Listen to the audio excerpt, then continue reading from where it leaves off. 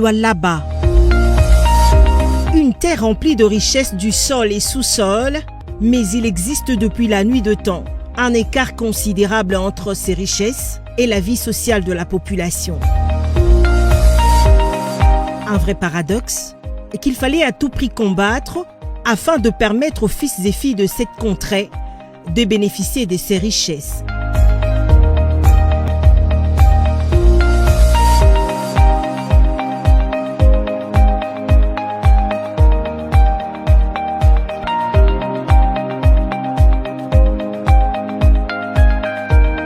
Un rêve qui est devenu réalité et grâce au combat mené par le président honoraire Joseph Kabila, qui s'est battu pour la révision du nouveau code minier qui a accouché la redevance minière.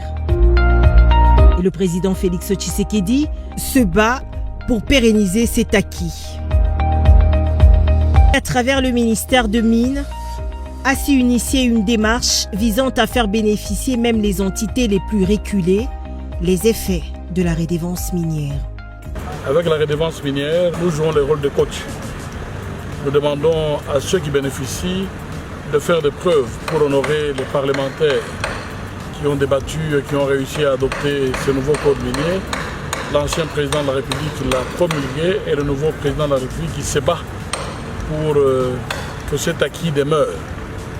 Il faudrait que toutes ces autorités se réalisent qu'elles n'ont pas perdu leur temps et que le travail se fait sur le terrain pour obtenir les changements et réduire l'écart, le paradoxe entre l'immensité des richesses et la précarité dans la cité. Concept très bien relayé par le grand bâtisseur du Lualaba, le gouverneur Richard Mouyej, qui travaille sans relâche pour l'élargissement de la culture de la modernisation des coins et recoins de la province du Lualaba à la hauteur de ses richesses.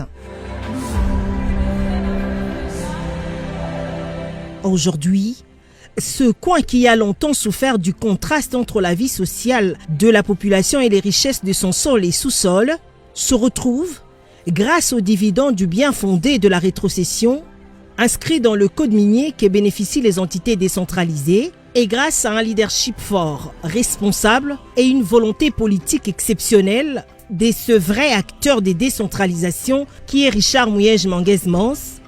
La province se métamorphose au jour le jour, même le coin les plus reculés ne sont pas en reste.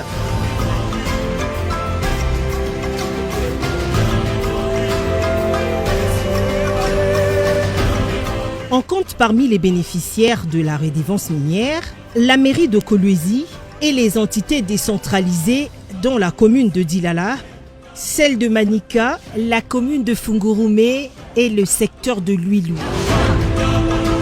La commune de Dilala, principale bénéficiaire de la redevance minière, en une année, elle a refait et modernisé le bâtiment abritant la commune, construit en 1940.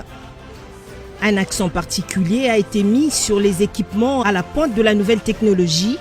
Les bureaux sont très bien équipés avec caméras de surveillance. Ici, les conditions sont réunies. Il y a de quoi produire un travail de qualité. Remercier le président honoraire Joseph Kabila, qui est l'initiateur de cette redevance. Et remercier aussi l'actuel président Félix Tshisekedi, qui continue à nous aider pour cette redevance. En plus de cela, les bâtisseurs, son Excellence Mouyej Manguez-Mans, le gouverneur de la province de Lualaba, qui ne cesse de nous encourager dans ce que nous faisons. Moi, je le considère comme un papa. Je le considère comme un papa parce que nous avons une main libre. Une main libre dans la gestion. Lui, il attend que les résultats. Qu'il y ait un problème, on ne cesse jamais de recourir à lui pour demander des conseils. On ne peut pas demander des conseils à un chef, mais on demande des conseils à un papa. Pour nous, c'est un père. Un père, et je peux dire, c'est lui qui nous encadre dans cette redevance. Le quartier Kanina est l'un des plus heureux. Ce quartier périphérique, qui jadis fut très enclavé, s'est vu désenclavé avec des routes à terre battue qui seront asphaltées dans un futur proche. Réputé pour de cas d'insécurité, Ce quartier bénéficie désormais des bâtiments modernes répartis en 4 blocs. Les bureaux de l'administration, les bureaux du commissariat de la police nationale congolaise, du quartier et des blocs pour la détention temporaire des inciviques, appelés autrement Souciad, qui répondent aux normes et au respect de l'être humain. Ces bâtiments ont été inaugurés par l'exécutif provincial. On a fait la 1e cérémonie d'inauguration et on a les effets de la redevance minière. Vous savez que le contexte de la décentralisation nous impose de construire le pays à partir de la base. Et là, nous sommes dans un quartier. C'est véritablement la base dans la ville. Je ne peux que me féliciter les bourgmestres d'être ce que le chancelier de l'évêque a dit tout à l'heure, le fils du charpentier, issu des modèles de bâtisseurs que nous sommes au niveau de la province. Et nous sommes en train de réfléchir et de soutenir la démarche du ministre national de Mines, de faire en sorte que même les communautés éloignées puissent profiter des effets de cette redevance minière, parce que nous voudrions que cette culture s'élargisse dans toute la province. Outre ces bâtiments, ce quartier va également bénéficier d'un centre de santé moderne répondant aux normes. Le coût global de travaux est estimé à 200 000 $, contrairement à l'ancien centre de santé construit par la Banque mondiale dont les travaux ont coûté 2 millions de dollars américains, selon certaines sources.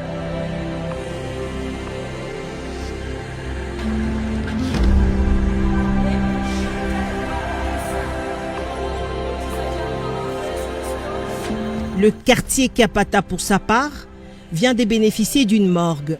C'est un devoir pour les vivants d'assurer le respect dû au monde et de nous assurer qu'avant l'animation, les corps de nos frères et sœurs défunts soient conservés, gardés dans une morgue bien digne. L'union fait la force. Nous avons donné, les bourgmestres et la commune d'Ilala se sont engagés à construire, ils l'ont fait. La GECAMINE a donné de l'espace. Les bourgmestres ont dû acheter quelques parcelles. SICOMINE a clôturé. L'église a tout supervisé. C'est pour ça que j'ai parlé d'un symbole fort. Et ce symbole devient davantage fort avec la présence d'une forte délégation de l'Assemblée provinciale qui a le souci de voir comment la redevance minière est utilisée. D'autres grands projets sont en cours et vont s'étendre dans d'autres quartiers de la commune, notamment la construction d'une grande école avec espace des sports pour l'encadrement de jeunes et aussi pour appuyer le programme du chef de l'État dans le volet gratuité de l'enseignement. Toutes ces réalisations sont le fruit de la redevance minière. La culture du bâtisseur s'élargit dans tout le Lualaba. Après Dilala, c'est le tour de la commune de Manika. En 9 mois de perception de cette redevance, Manika a d'entrée du jeu réhabilité et modernisé la maison communale. Il a également construit dans l'enceinte de la commune des bureaux modernes qui abriteront les services techniques. Ici encore, les conditions sont réunies pour que les agents produisent un travail de qualité.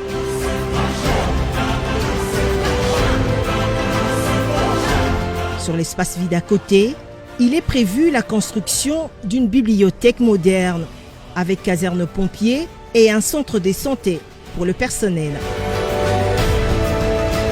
Et pour résoudre définitivement le problème d'inondation qui dérange ce quartier, la commune, en collaboration avec l'OVD, remplace les petites buses par les grandes. À 5 mètres se trouve la rivière qui sépare le quartier Kayeke de la cité Dio. Elle s'étale sur 10 avenues et pour relier les deux quartiers et faciliter l'accès, la commune construit 10 passerelles en béton et en métal. Elle a également clôturé l'épée Manika, cette école publique longtemps abandonnée où les gens pouvaient passer même pendant les heures de cours. Se sont aujourd'hui en sécurité et les conditions d'études pour les enfants se sont nettement améliorées. Il sera ajouté à cela 10 latrines pour hommes et 10 autres pour femmes. Et comme partout ailleurs, l'eau a été forée et la population se sert gratuitement en dehors des heures de cours. Le gouverneur de province, on a trouvé un protocole en interne où la commune de Manica qui est impactée indirectement perçoit 20%. Et pour nous, c'est une très bonne chose, c'est très positif. Nous avons reçu cette nouvelle avec beaucoup de satisfaction parce que c'est que ça peut apporter en plus dans non seulement la mobilisation de nos recettes et surtout dans la réalisation de projets de développement. Au-delà de tout ça, la commune construit également plusieurs bureaux modernes dans différents quartiers.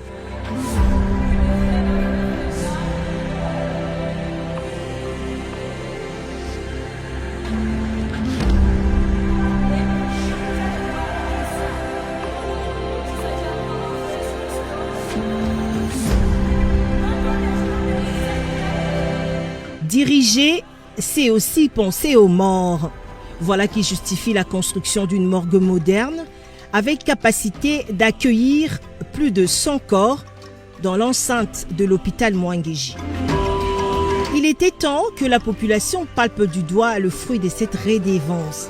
Et le quartier Mutoshi n'est pas en reste. Il bénéficie d'un bureau de quartier très moderne, fini et équipé, qui n'attend que sa mise en service.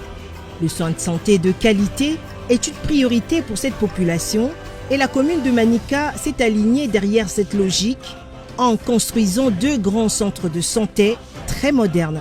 À Kakifouloué, c'est encore un chantier. Par contre, à Kasulo, l'un des quartiers le plus chaud de la ville, c'est un centre de santé très moderne qui a vu le jour. Ce dernier va offrir à cette population les services complets. Les malades seront soignés dans de très bonnes conditions. Même les personnels vont travailler dans de bonnes conditions. Aujourd'hui, l'autorité vient de prouver que le quartier Kassoulou existe à partir de cet ouvrage-ci. En tout cas, c'est une... Je ne sais pas comment je peux dire. Les bénéficiaires sont satisfaits.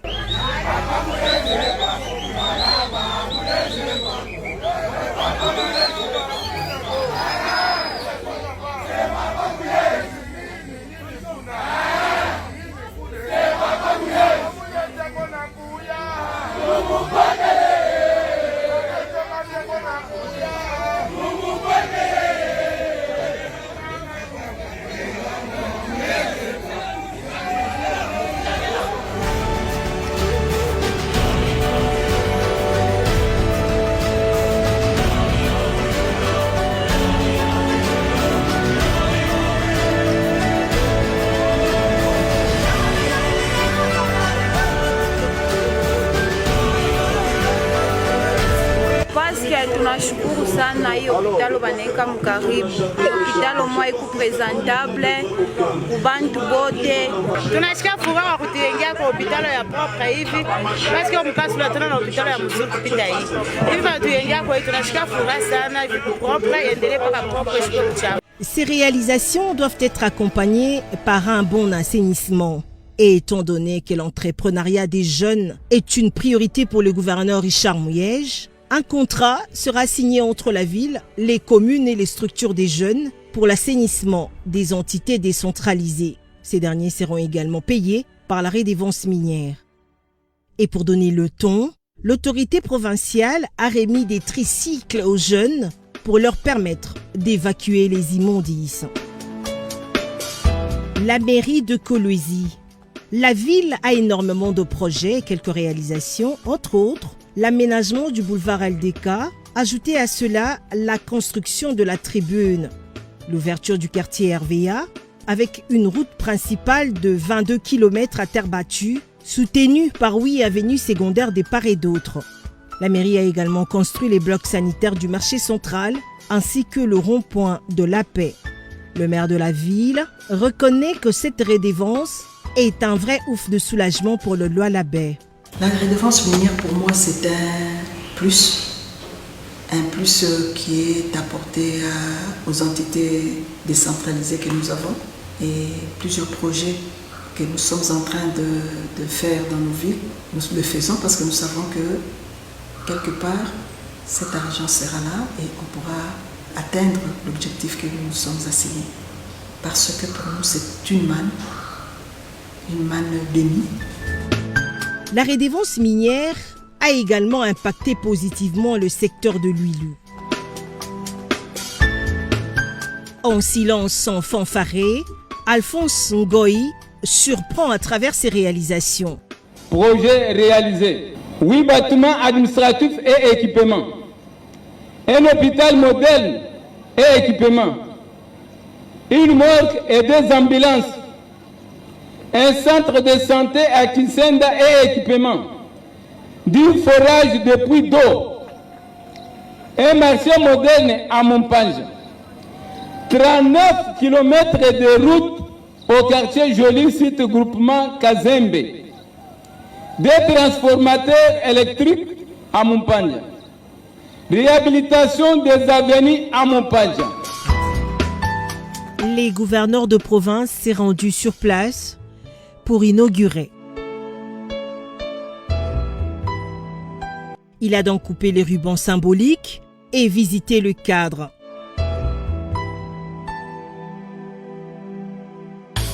C'est pour la toute première fois depuis 1950, année de la création du secteur, qu'il dispose des bureaux administratifs dignes de ce nom. Entouré d'une foule en liesse, le gouverneur a également visité le palais de la justice, construit grâce à la redevance minière. Un bâtiment qui a poussé de terre dans un délai record. Il a volé la vedette à l'ancien bâtiment construit depuis l'époque coloniale. Ce n'est pas fini. Les patrons de l'exécutif quittent le palais de justice pour se rendre à Kisenda, village situé à quelques kilomètres de Lualaba Moupanja. Ici, un autre centre de santé a été construit. Le gouverneur a visité tous les blocs avant de se rendre à l'hôpital général de référence Moupanja. Il y a de quoi soutenir la décentralisation, car cet hôpital n'a rien à envier des grands centres médicaux. Les bâtiments est tout neuf, l'intérieur répond aux standards. À quelques centaines de mètres, le secteur a construit un grand marché central, un grand espace viable, totalement couvert par ses habitants de la périphérie de Kolwezi, qui ont tout autant le même droit que ceux du centre.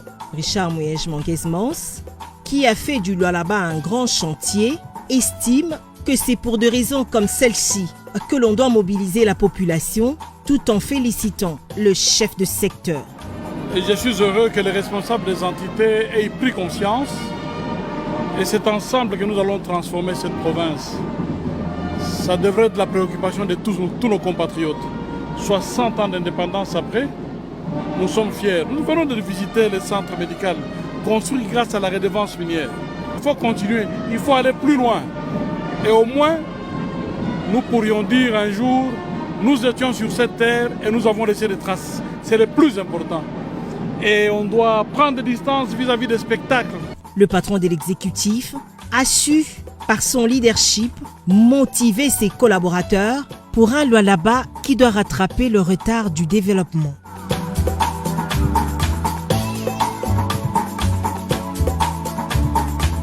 Cap vers Fungurumé, une autre commune bénéficiaire de la redevance minière. Ici, on retrouve les bourgmestres Christian Mukonto, l'un des disciples de Richard Mouyej dans la gestion de la chose publique. L'homme a fait ses preuves en si peu de temps depuis sa nomination à la tête de cette entité décentralisée. Richard Mouyej a fait un déplacement pour palper du doigt et inaugurer certains chantiers initiés par ce dernier. La visite débute par les bâtiments qui abritent les nouveaux bureaux administratifs. Construits par le gouvernement provincial et meublés confortablement par la commune.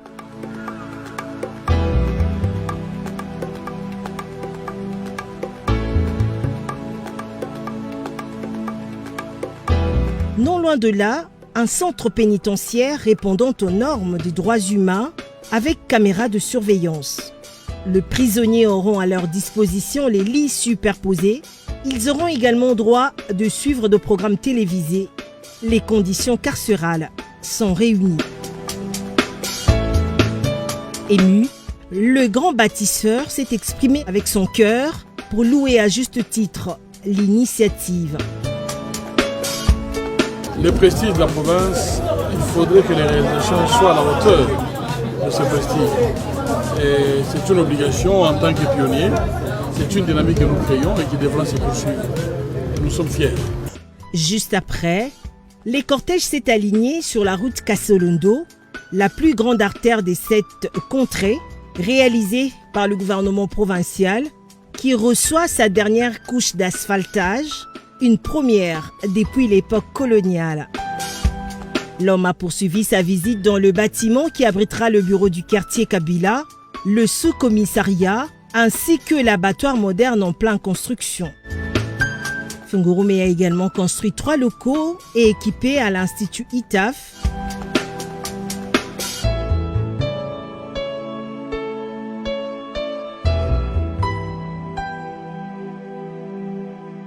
Les bourgmestres est très reconnaissant envers son chef. Le gouverneur me soutient à 100%. Chaque fois que je lui propose des idées, il me soutient. Certaines idées viennent de lui, il me dit, en tout cas, il me pousse à mieux faire. Donc les relations sont au beau fixe. Nous lui jetons des fleurs. Donc cette redevance est pour nous une grande force. Et comme vous l'avez pu constater, nous la recevons régulièrement chaque mois et elle nous permet de résoudre beaucoup de problèmes, et surtout dans le domaine des infrastructures. Et pour couronner le tout, la résidente du bourgmestre de la commune de Fungurume. Le gouverneur est l'homme le plus heureux. C'est une fierté. Et je viens dans la réunion de sécurité de présenter les tableaux désormais que nous allons afficher par rapport à l'utilisation de la redevance minière. Parce que l'objectif, c'est que les populations vivant autour des entités minières puissent bénéficier des effets de cette redevance minière. Et j'ai eu l'occasion plusieurs fois de jeter des fleurs au bourgmestre Christian. Le travail se fait très bien. Mais ce n'est pas la même chose partout. Et pour raison de transparence, nous allons créer un site au ministère des Finances et nous publierons régulièrement ce qui est destiné aux communautés. Et les utilisateurs auront l'obligation de publier sur le même site comment les affectations se sont faites. Il faut signaler qu'en termes d'infrastructure, les projets des ETD bénéficiaires de la redevance minière pourront s'accélérer grâce à la cimenterie de Karilou, cette entreprise privée qui projette d'inonder le Lualaba avec du ciment de bonne qualité et à bas prix.